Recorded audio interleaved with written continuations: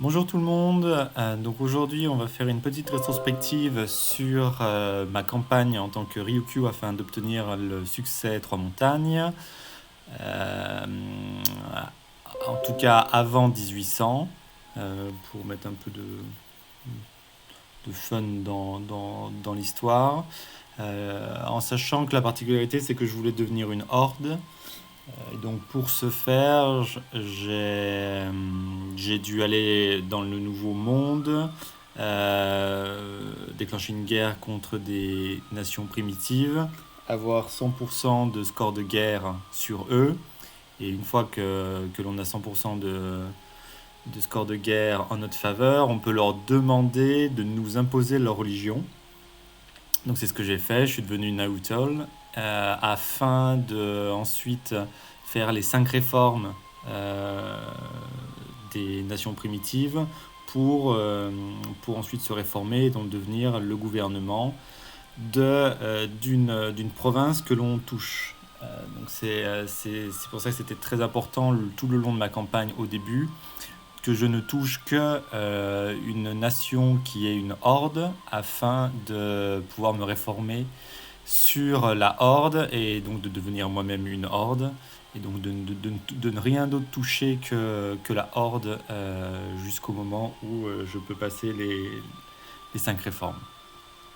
Donc on va lancer la timeline. Donc le début est toujours un peu lent étant donné que il faut attendre, enfin j'ai attendu sous le protectorat de Ming d'avoir assez de points de monarque pour pouvoir lancer ouais, la Renaissance, le premier c'est la Renaissance, déclencher ma première banqueroute afin de recommencer clean, enfin de continuer clean, pour ensuite me lancer à la conquête du Nouveau Monde. Donc le Nouveau Monde, je suis passé par là finalement, on va le voir. J'ai aussi fait une petite colonie ici, mais qu'ensuite que j'ai revendu à Ternat afin d'avoir du cash et de ne pas me retrouver en deuxième faillite avant que j'ai pu coloniser jusqu'ici.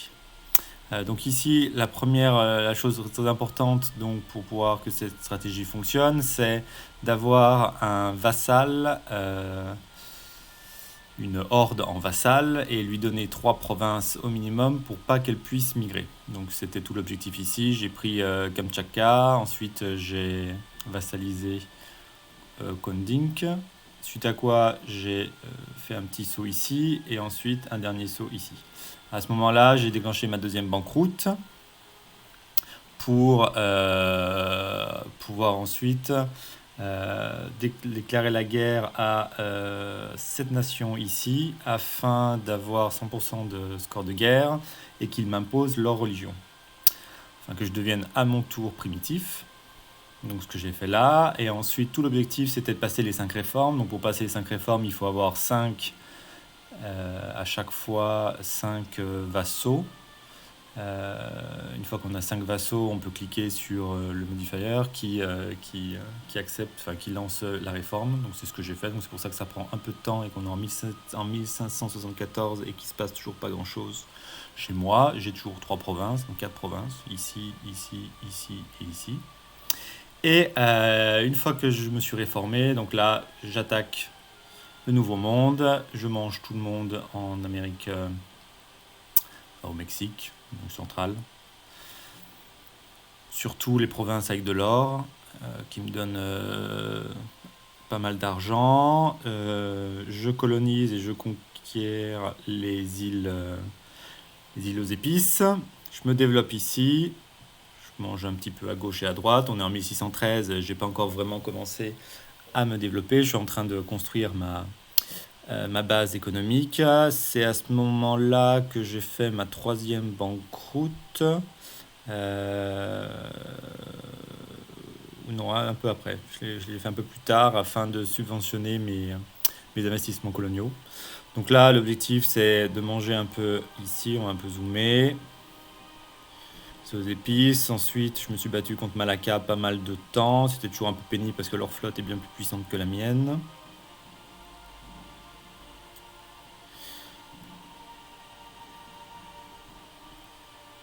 Donc 1637, toujours pas grand chose. Majapahit, la moitié en une guerre.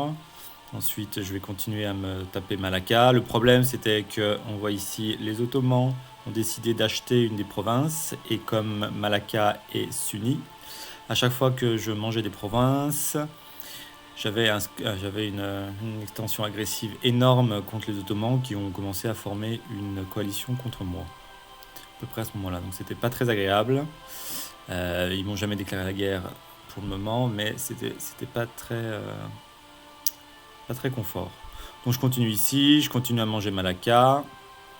Brunei, je l'ai presque absorbé en un coup. Il y a juste le Portugal qui m'a devancé et qui a pris 4 provinces qui sont pleines d'épices, donc ça m'a un peu saoulé, mais bon. L'objectif, c'est de développer sa base économique. Je crois que c'est à ce moment-là que j'ai fait une faillite, c'est pour ça que je me développe plus, afin de subventionner toutes les nations coloniales, tous les investissements coloniaux.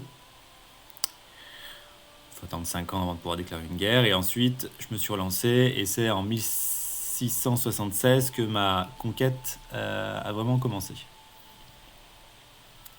J'ai une économie solide, peut-être pas, mais en tout cas intéressante. J'ai mangé ici, je sais plus qui, pour toucher Ming. Ensuite, je me développe en Asie du Sud-Est, en Inde.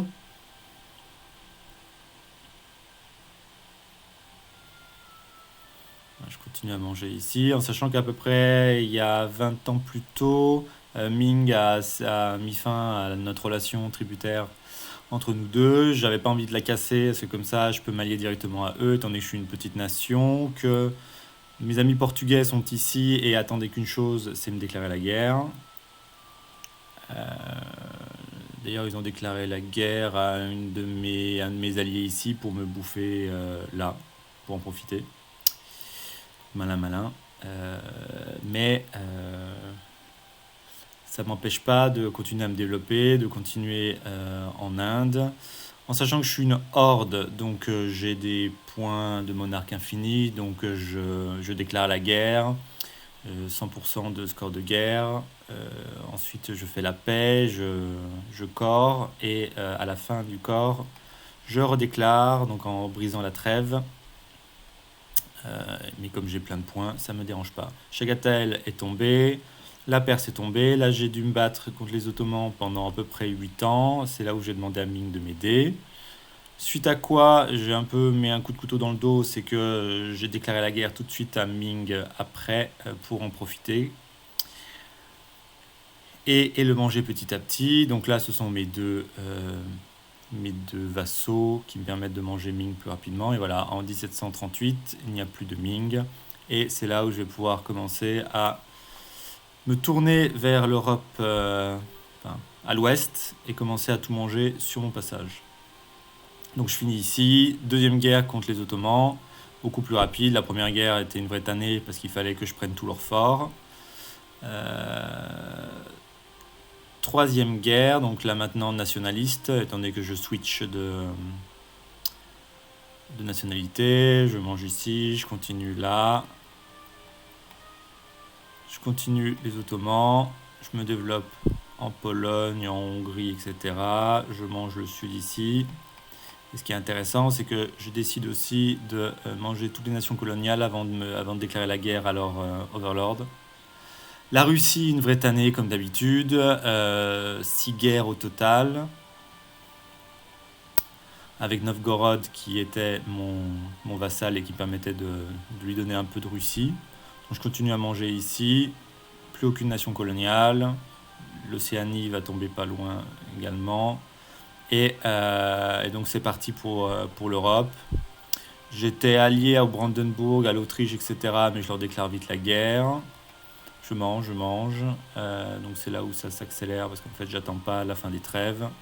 En 1780 et donc en à peine 50 ans j'ai presque mangé majeure partie du monde. Boum, l'Angleterre. Avant, il y avait l'Espagne que j'ai mangé ici. Deuxième guerre contre l'Espagne ici.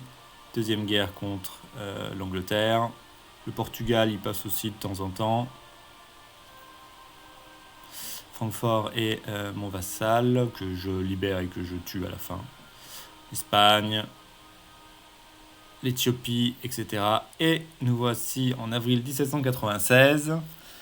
Donc à peu près une centaine d'années après que j'ai commencé à lancer ma conquête mondiale, et je suis le maître du monde, un true one tag, pas de nation coloniale, pas de vassaux, il n'y a que moi. Voilà, voilà, ça, c'était une campagne marrante, un peu stressante par moment, pour arriver à rattraper mon retard, étant donné que, voilà, comme vous avez vu, je l'ai un peu commencé tard, mais une fois qu'on est une horde et qu'on a un appareil économique stable, il n'y a plus trop de soucis, et donc tout va beaucoup plus vite. Voilà, ce sera tout pour aujourd'hui. Excellente journée et bonne semaine.